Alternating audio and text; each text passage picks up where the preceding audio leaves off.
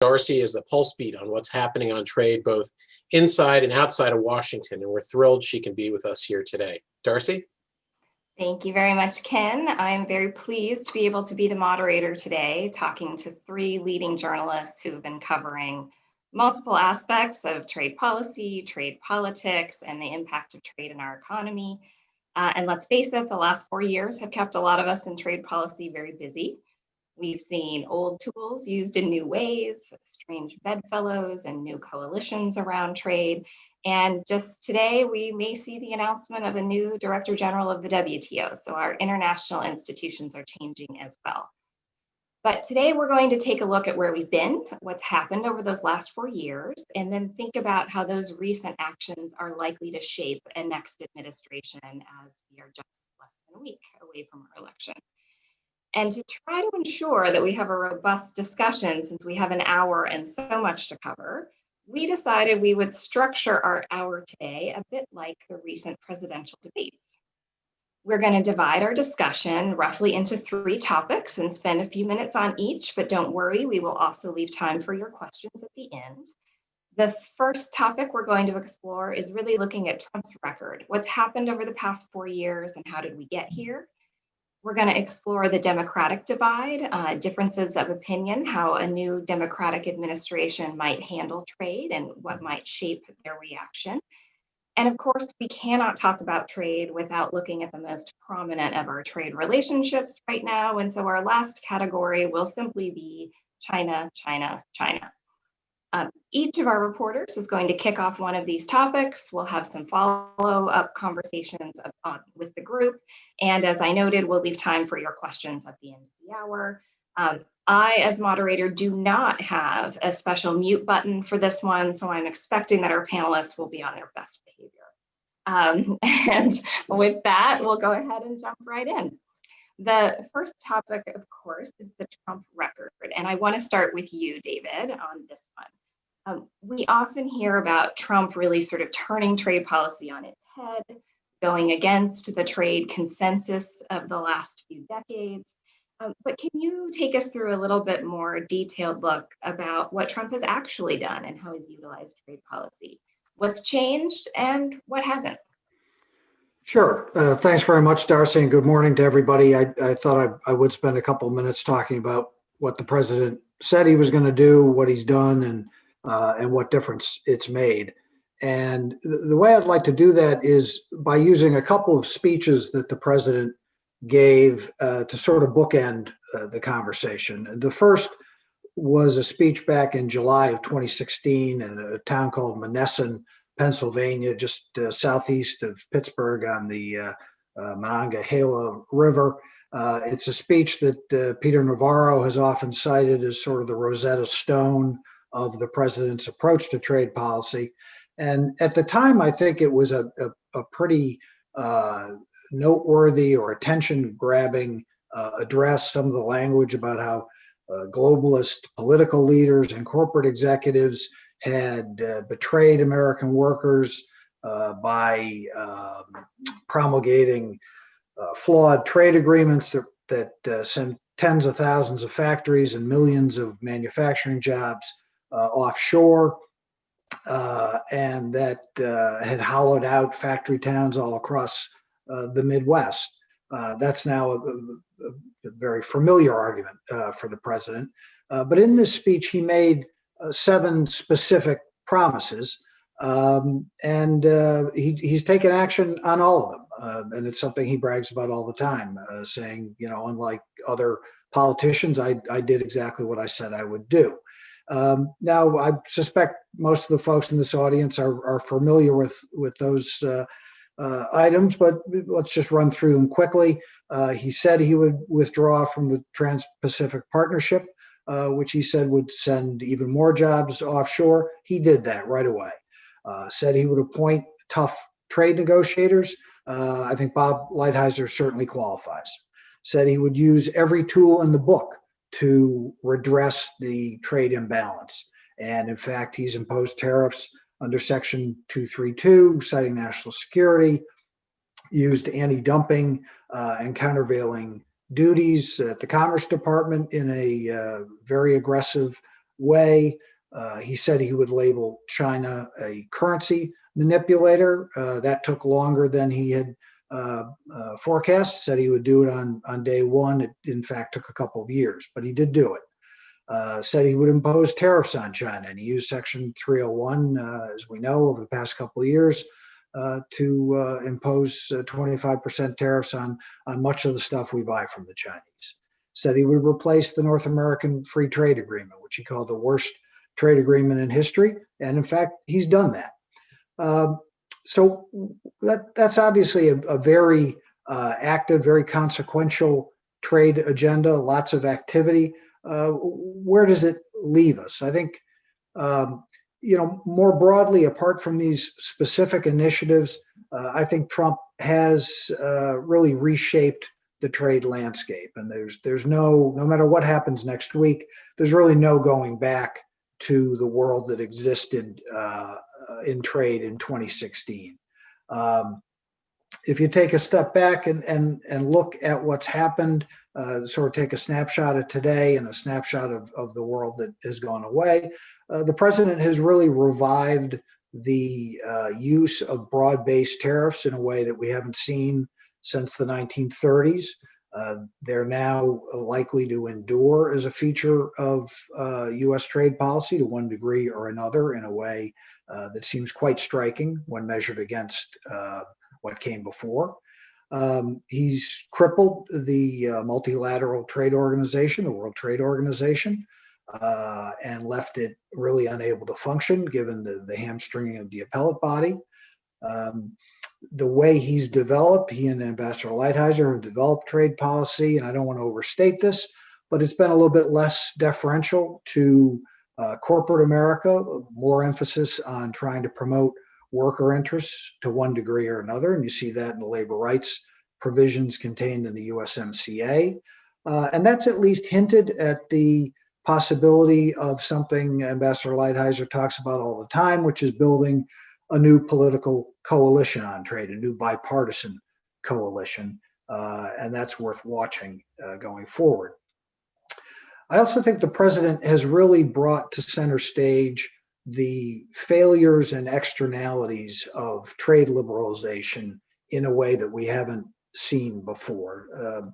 If you think of the world pre-Trump, lowering trade barriers and expanding trade was really sort of the default. That was taken as a societal good, and the idea of constituencies in the society that would suffer as a consequence, they were regarded as cohorts to be ameliorated with some sort of compensation. That was often more lip service than anything else, but that was the standard view. I think that's been changed.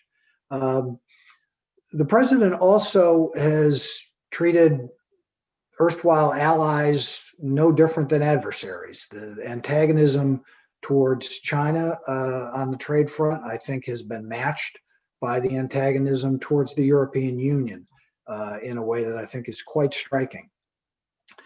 Trump has catalyzed a bipartisan shift in views on China. I don't think this is all Trump. I think there were seeds of it even in the late Obama administration, but certainly he's accelerated a process of disillusionment across the political spectrum with the Chinese, and I think he's been helped in that by Xi Jinping. He's encouraged a rethinking of supply chains in the wake of the pandemic. Certainly that seems to focus more on resilience than on the sort of reshoring that the president has called for, but that's noteworthy. And finally, he's promoted a sort of interventionist big government strain of republicanism that I think is quite distinctive when measured against prior Republican administrations, asserting influence over sourcing decisions, investment transactions, the location of production facilities, really soup to nuts in an almost sort of central plannerish kind of way. So what's resulted from all this action? And to answer that, I look at a speech he gave also on the campaign trail this year, back in early August at a Whirlpool factory in Ohio.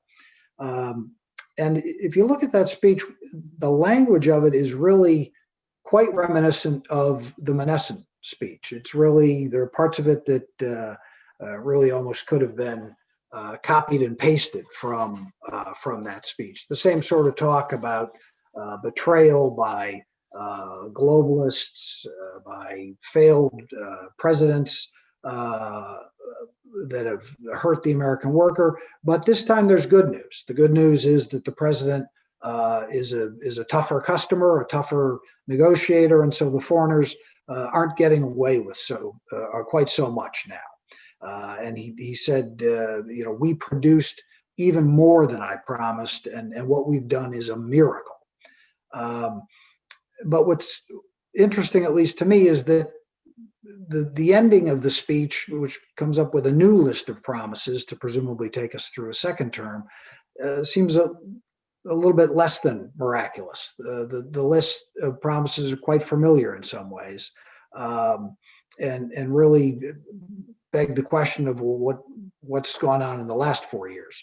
The centerpiece is really just a repeat of the 2016 promise to bring back millions of lost manufacturing jobs, to repatriate supply chains for pharmaceuticals and other critical industries, and to assert American economic independence, which is what the Monessen speech was all about. And so to summarize, why is that the case? Why the retread? And it's because for all this activity, there are some important things the president hasn't done.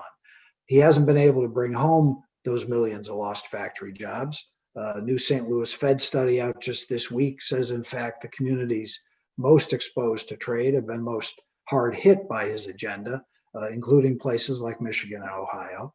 He hasn't fixed the trade deficit that he cited as the indicator of American economic decline. It's a little bit smaller with China, but it's bigger in the aggregate.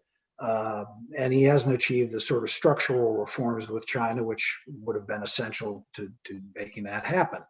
And especially noteworthy to me is he doesn't seem to have shifted public attitudes on trade. There's a Gallup poll earlier this year, and by a margin of better than 4-1, Americans describe trade as an opportunity, not a threat. So he's left himself more to do in a second term, and he's left, if in fact he's succeeded by Vice President Biden, he's left what would be a new and unfamiliar landscape for the Democrats. Great, thank you. That was a really thorough overview from beginning to end, I think, both what has happened and what some of those consequences might be. It's very helpful. Just very quickly before we leave this topic, Anna, if I could just turn to you to dig a little bit on that worker piece, because I do think this administration has said it's a pro-worker trade policy. But what do you see has actually been the outcome for workers? Who has fared better? Have they fared worse? David cited that recent study. Where do workers, maybe where do they see things, but what does the data say as well? Yeah, thanks for having me, first of all. And David gave it a great overview. And I think, I absolutely agree with the point he made, citing the recent study that, overall, while some of these trade policies have helped certain targeted sectors that have seen some protection from foreign competition, overall, tariffs and other trade policies have increased costs and seem to be a drag on the manufacturing sector. So, there are certain companies and certain industries that very much support tariffs and are going to keep fighting to hold on to those tariffs. But, there's very little economic evidence to suggest that these have broadly been good for the manufacturing sector or reinvigorated the manufacturing sector. And I think that's just very clear from the economic data. Thank you for that. Yeah, the interesting thing about trade policy is we have some pretty blunt instruments sometimes, and I think you see some of the impact of that. Bob, quickly as well, I think that David highlighted for us the fact that this administration has dealt with trade in some ways as a series of bilateral relationships instead of larger multilateral ones. in your sort of summation, and again, we'll turn to China a little bit lately, where has that approach left us after 4 years? What has it done to our credibility? Are other countries filling the void? How do you see the result of that bilateral approach? Well, as David said in his very, very expansive review of what's been happening from the very beginning, Trump said that he was going to operate, kind of mano a mano, and has done so. Pulled out of TPP, has no particular interest in any multilateral deal with China, which we will deal with a little bit. They've had this trilateral effort, but it's really kind of very secondary. And I think you see what the effect is. I mean, the effect is, we have confrontations with Europe, we have confrontations with Mexico, we have confrontations with Canada, and he has intentionally shattered largely the World Trade Organization. All this is, on purpose. I think the president felt, and his trade representative Bob Lighthizer felt even more strongly and knew it in far greater detail, that the U.S. had more muscle operating one-on-one than it did operating as a group. I mean, that's the question, and that's, I think, would be we'll talk about this more, I'm sure. That would be one of the biggest differences with Biden, whether he's able to pull it off or not, a different approach. Excellent, thank you. I'm going to keep us moving and head into topic number 2 so we can make sure we cover all that ground. Anna, we're going to start that one with you. And the past 4 years have seen a real blurring of the lines of traditional trade politics. After all, we have a Republican president who refers to himself as the tariff man. So priorities and expectations about trade policy and where it should go also differ widely within the Democratic Party and have shifted. Can you talk about some of the key differences between the more moderate and the progressive camps within the Democratic Party, and how might those different camps shape a potential trade policy under President Biden? Yeah, absolutely. So I do think that history and that underlying dynamic is really important to understand the campaign that former Vice President Biden is running, and also how his administration might address trade policy if they do win next week or in the following weeks, I guess.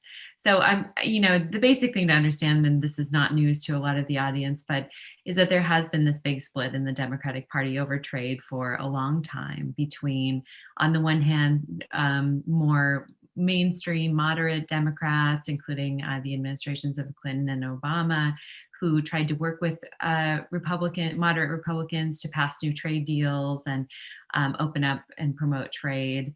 And then you have the progressive left wing of the Democratic Party, including a lot of labor unions, who see past trade deals as locking in protections for corporations and tending to undercut American workers, and see, the rest of the Democratic Party as kind of having sold them out on trade. And that obviously became a big problem for the Democrats with the Trans-Pacific Partnership negotiations, where you had congressional Democrats and labor unions basically revolting against an agreement done by their own party, and the deal becoming, so politically toxic that even Hillary Clinton ended up having to distance herself from it when campaigning in 2016. And that, that general split, that broader split among Democrats on trade, I think also provided an important electoral benefit to Trump, who won over some blue collar workers who were disaffected by the Democrats' record on trade and promised to renegotiate the job killing NAFTA, all those promises that he made. So that's all old history, but it has definitely played into how Biden has campaigned. And, some progressives initially, I think, were somewhat worried about his trade record because Biden had supported NAFTA. He supported permanent normal trading relations with China, which paved the way for China to join the WTO. And a lot of his closest advisors are former Obama administration officials who, believe deeply in the benefits of global integration. So, progressives were wondering would this just be a return to the status quo? But I do think his administration has learned that lesson, his his campaign and a potential administration has learned that lesson from TPP, and they've been more careful to court the progressive wing of the Democratic Party. They've said that labor and environment will need to have a bigger seat at the table.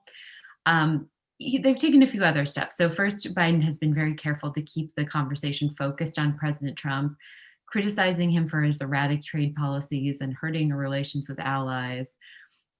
When he advances his own principles, Biden tends to focus on these broad ideas that Democrats can agree on, coming together with allies to counter China, or investing first in the United States infrastructure to make ourselves more competitive.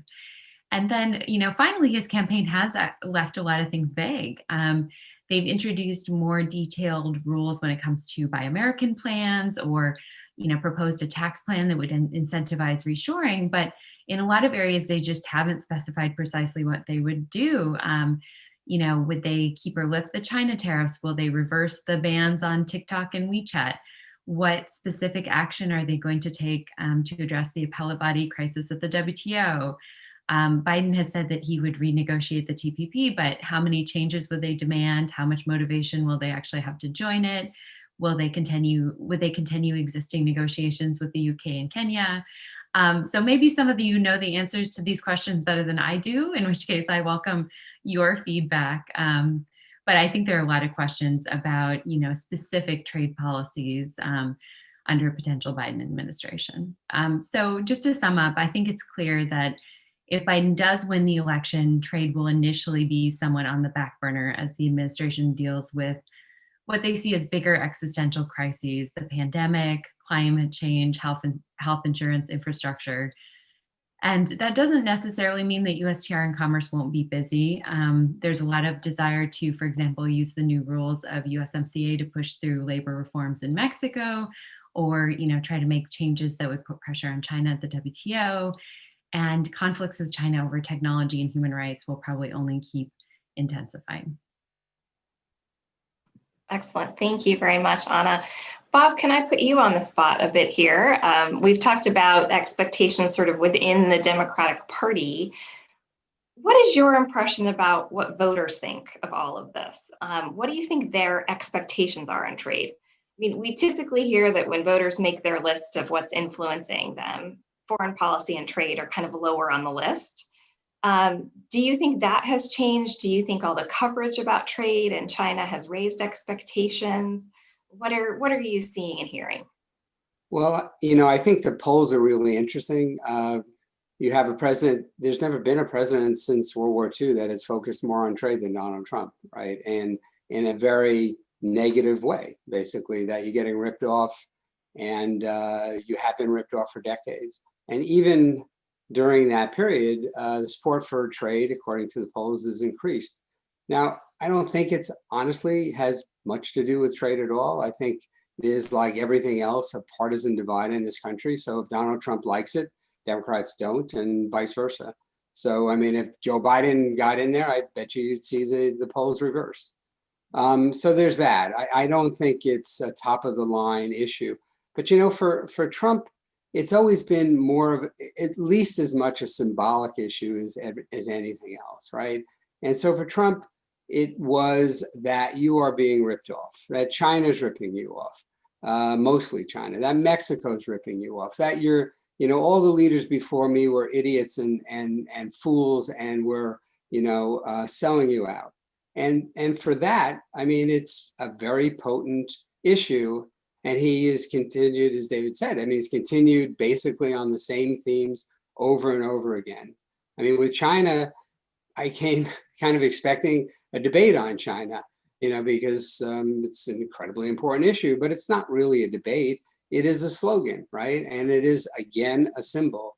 And for that, I think it just will continue through the campaign, and probably, even if Biden wins, Trump will be a force, and it will probably continue afterwards as well. That's great. Thank you, Bob. David, I want to turn to you. Let's not forget our Republican friends. Let's assume that either for the moment, either a Democrat takes the White House or Congress or both. Where do you think, if there is this change, that our Republicans will be on trade? They been pulled by Trump for good? You suggested that the landscape has changed in your opening remarks. Is there likely to be a then bipartisan coalition with Democrats on trade, or will we see them pulling back to a more traditional Republican freer trade stance? Yeah, I think the free trade Republicans are still out there and would see a post-Trump world as an opportunity to get back to business as usual. But as I suggested, I think things have changed in a way that will make that more difficult to pull off than might earlier have seemed the case. In other words, I think there was a lot of sentiment in general in response to the Trump administration, but specifically in the trade arena, that this was an episode to be endured, and then things could get back to the way they were sort of naturally meant to be. And I don't think that's going to be true. I mean, this is just speculation, but I think that will be difficult in trade. I think it will be difficult in general because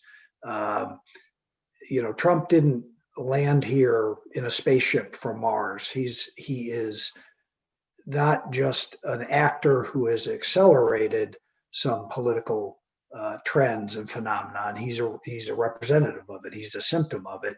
And what made him successful was he was able to tap into a sentiment out there, not just in the Republican base, but writ large, and capitalize on it. And so whatever Republicans have aspirations, let's suggest for the sake of the argument that it is a Biden administration, and so the focus turns, well, one way or the other, it'll turn to 2024. There are going to be people, standard bearers, potential standard bearers in the Republican Party, stepping up to lead that Trump coalition. And so that is not going to go away. Thank you very much, David. I want to keep us moving on to our third topic. So we have plenty of time to explore China. And I'm going to start with you on this one, Bob. You just mentioned the fact that the campaign in some ways has been a little bit of a fight over who's going to be tougher on China and take them on more directly. But the bilateral nature of the way that this administration has taken on China has really turned into an us versus them sort of conversation. And while it started with a showdown on trade, you've seen over the last several months much more pressure on issues of human rights, Hong Kong, Xinjiang, and now, of course, a lot of blame for the pandemic and the coronavirus. So what is the status, in your view, of that overall China relationship? And do you think we are entering, or are we in, another Cold War? Thanks. I mean, I just finished a book on the U.S.-China relationship, superpower showdown, where we talked about being on the edge of a new Cold War. I think we're over the edge. It's a remarkable thing. The book looked at 2 years of a trade battle where trade was the tip of the spear. Trade was the issue on which the two nations were separating. And now it is one of the few strands that holds the relationship together. It's really remarkable. So, you look at, like, how did that happen? So on the one hand, in terms of new issues, I mean, you can't overestimate the impact that the coronavirus has had. And, Trump can't be more transparent, right? Calling it the Wuhan virus or the China virus or whatever slogan he's going to use today, but it genuinely had an enormous impact on the U.S. government because it, for a lot of reasons, right? I mean, it wrecked the U.S. economy. It is his biggest threat to him being reelected. So you had economic and political issues, and it also changed the dynamics within the administration. So think about this during the trade fight. I mean, we talk about a Wall Street Trump and a blue collar Trump, and you had, the so-called nationalists, Bob Lighthizer, Navarro, people like that, pushing him to get tougher and tougher on China. And you had the so-called globalists, whoever the NEC director was, and Treasury Secretary Mnuchin, saying, yeah, China's a problem, but there's lots of problems in the global economy, and we can't let what we do on China upset the U.S. Economy. Okay, so that was the fight. It would go back and forth, back and forth. They got the deal, which whatever you think of, that was settled. But the fact of having a deal meant that Lighthizer, who had been, among the most hawkish, who had been among the most thoughtful about how to approach China in a unilateral fashion, agree with it or disagree with it, he's thought about it quite a bit. All of a sudden moving into, the sort of status quo camp, because he had his trade deal and he wanted to protect it, and he wasn't sure that it would last through the election.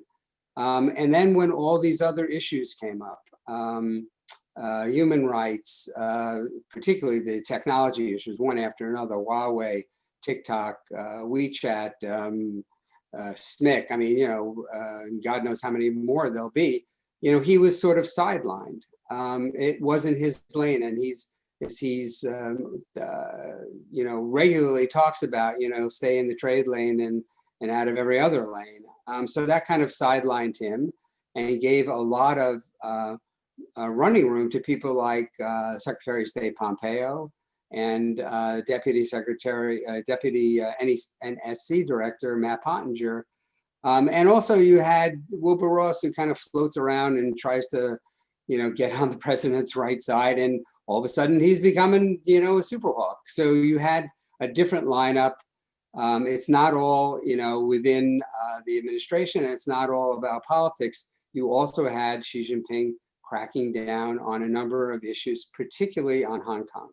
The passage of the national security law pertaining to Hong Kong was an enormously important event. It helped catalyze the administration.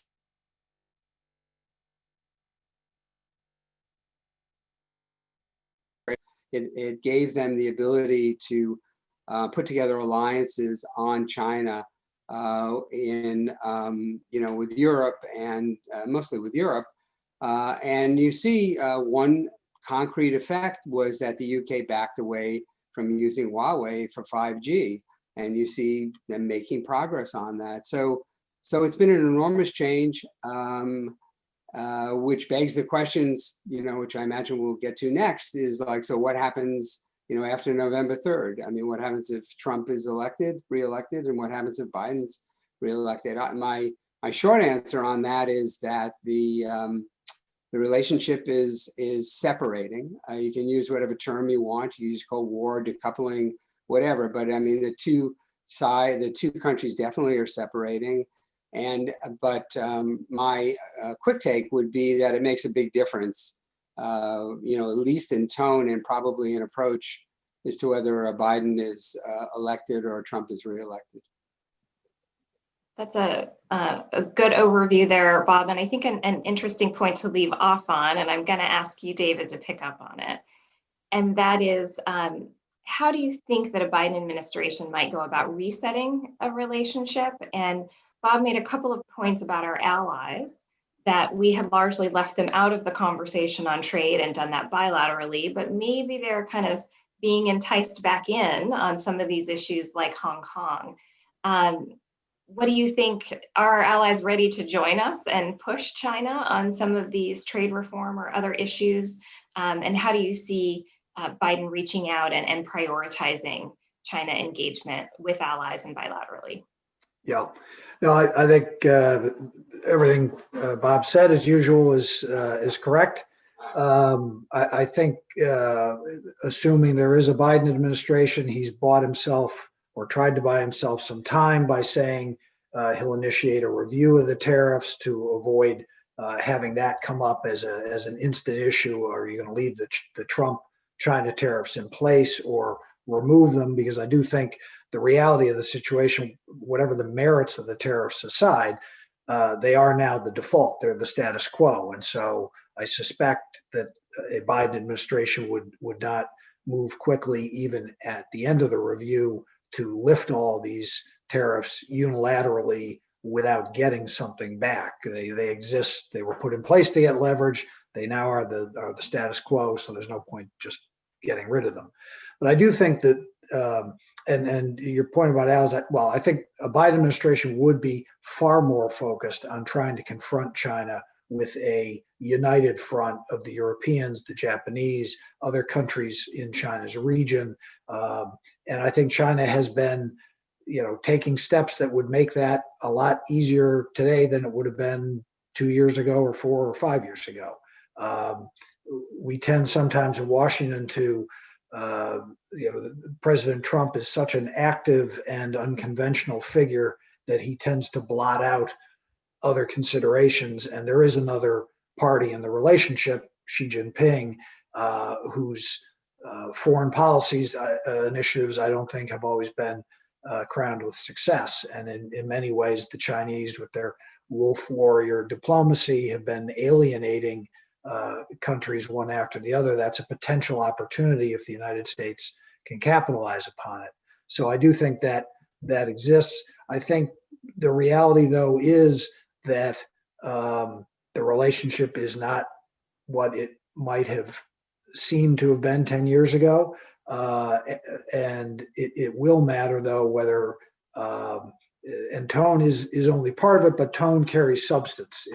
If you and I have a difficult set of issues, we can work on them in good faith and maybe recognize that we're not going to agree and we have to stay out of each other's way, or we can pick gratuitous fights and insult each other and look for ways to poke each other in the eye. And I suspect if Biden were elected, the former approach would be the one taken. Excellent. Anna, I'm going to give you the last word on this topic. And that is that, what we've heard is that the tariffs are likely to stay no matter what happens, at least for a while, because they're sort of the basis of our discussion with China. It's hard to just remove them. But what would a new administration on either side need to do you think, to manage expectations? I think there are really industries that are growing kind of weary of these tariffs, and they are having a financial impact on the US as well. I think farmers, for one, might have gotten a little bit of relief, but I think are still feeling the pinch from tariffs and retaliation. What might a new administration do to bring others along, even though this might be a bumpy ride? How do they build consensus around staying the course with China for a while until we can get to a reset? Right. It's a good question. And, as I mentioned in my remarks about the Biden team, we don't really know exactly how they will address the tariffs. I feel like they have been kind of intentionally vague on that point because they understand it's a controversial issue. They've said that they, promised to review the tariffs. A spokesman said, review them for their effect on the middle class. But I think that, David is absolutely right. The question is, would a Biden team, even if they don't like the tariffs, try to use them as leverage to get something else? I think that's just kind of an obvious approach. You don't want to give them away without getting something in return. Or would they, generally just kind of keep them more in place as kind of a broad or clumsy kind of countervailing subsidy, against Chinese trade? One thing they might do, as one of our questioners in the Q&A is kind of implying, is that they could do, more rounds of exclusions. But unfortunately, that process has been very difficult for a lot of companies in itself, very time intensive. So yeah, I do think they're going to have to initiate this review, and there is going to be, quite a lot of opposition from some businesses.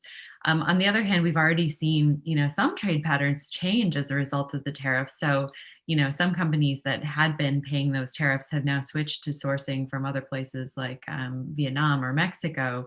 So, they might be a little less likely to complain than they would have last year or the year before.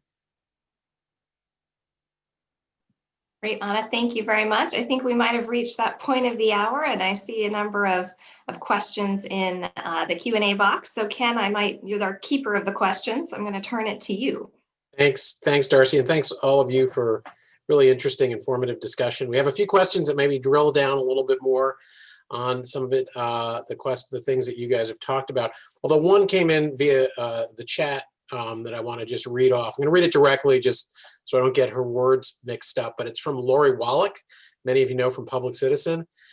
She asked how much of a factor in Trump not achieving his goals in reducing the deficit or outsourcing, creating manufacturing jobs might be tied to somewhat to having policy tools controlled by cabinet officials with different agendas, like the currencies issues controlled by Mnuchin at Treasury. Those tools, Wilbur Ross, announcing 232s before we even had a chance to work with allies on addressing some of the China issues.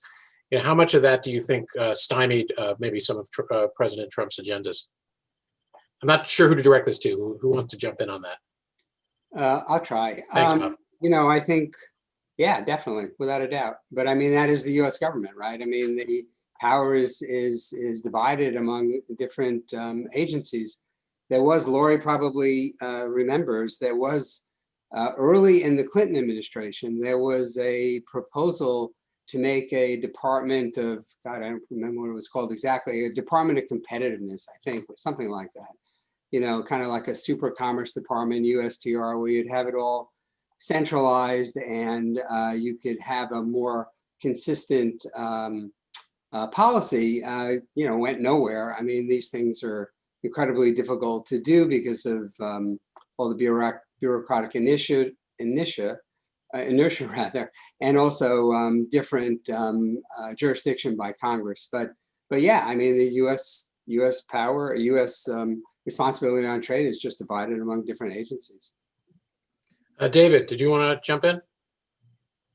Yeah, I just wanted to make a quick point, which is number one, that's the president's job to coordinate these disparate cabinet departments and adjudicate among competing interests. And so if there's a failure to do that, the failure rests with him. And another example of that is the extent to which his tax policy has worked at cross purposes with his trade policy. The tax deficit financed tax reduction stimulated the economy in a way that sucked in imports from overseas and worsened the deficit he was trying to close. So we've talked a good bit on the discussion about the tariffs and the status quo and the tariff fatigue felt by many sectors. There's going to be, whether or not there's a Trump 2 or a Biden 1, there's going to be a lot of political changes expected at the leadership of all the agencies, potentially in a Trump 2, or certainly if there's a new administration. I don't know how well you guys are versed in this, but is there, and even if trade is back burner if Biden is elected, and it hasn't been front burner in the election itself either. It hasn't been front of mind, and Trump isn't talking about it that much. Are we going to be able to see some of these bureaucratic processes even work in the coming months if there's a change in political leadership?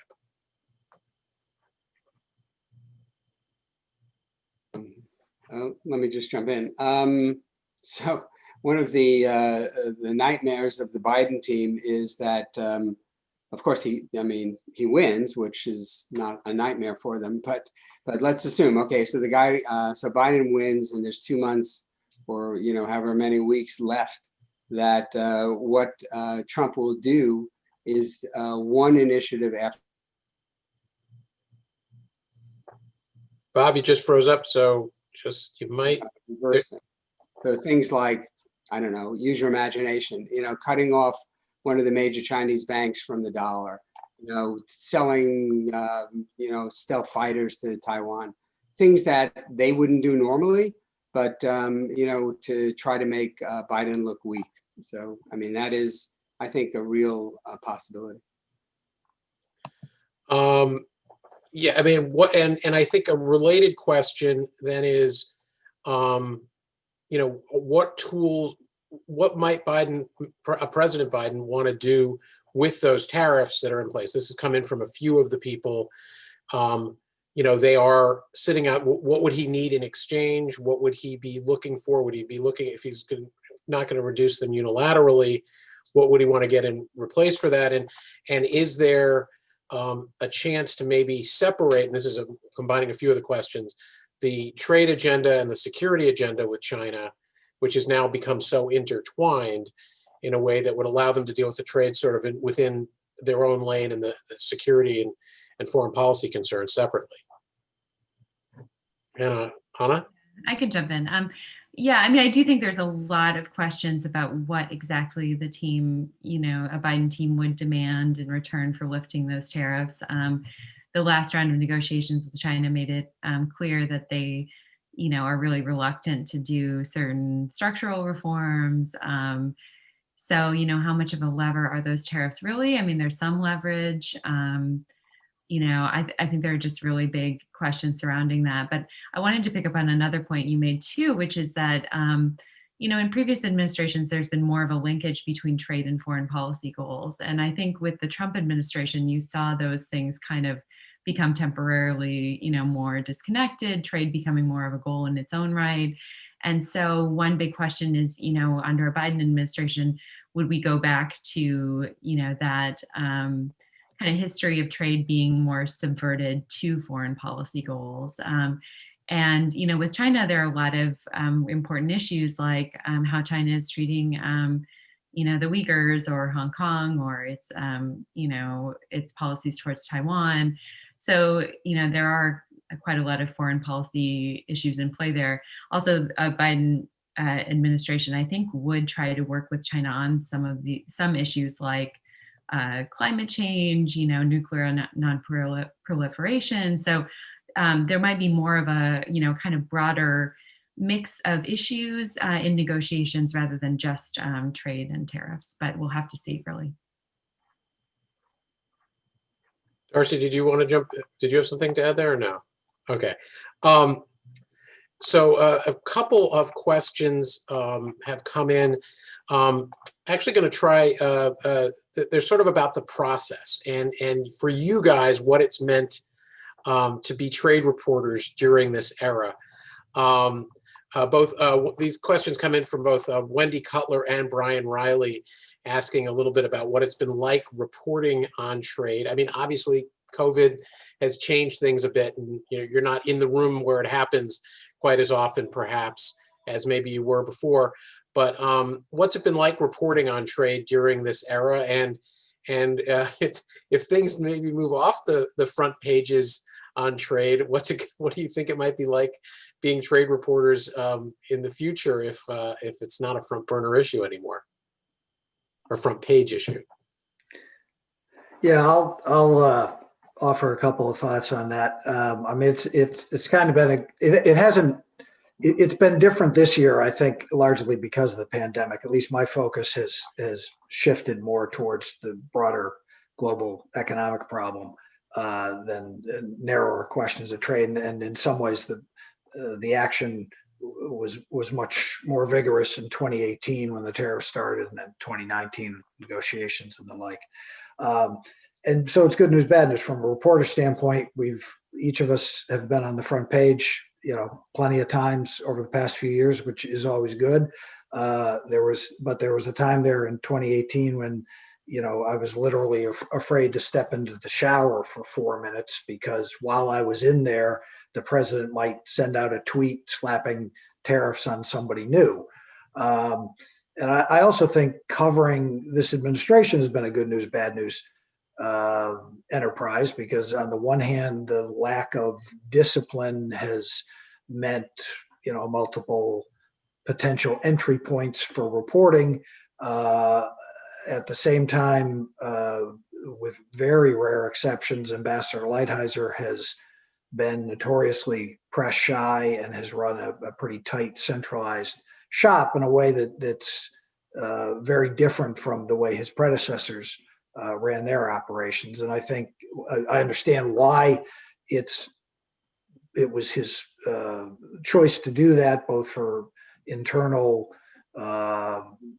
preservation, internal administration, politicking reasons, and external negotiating reasons.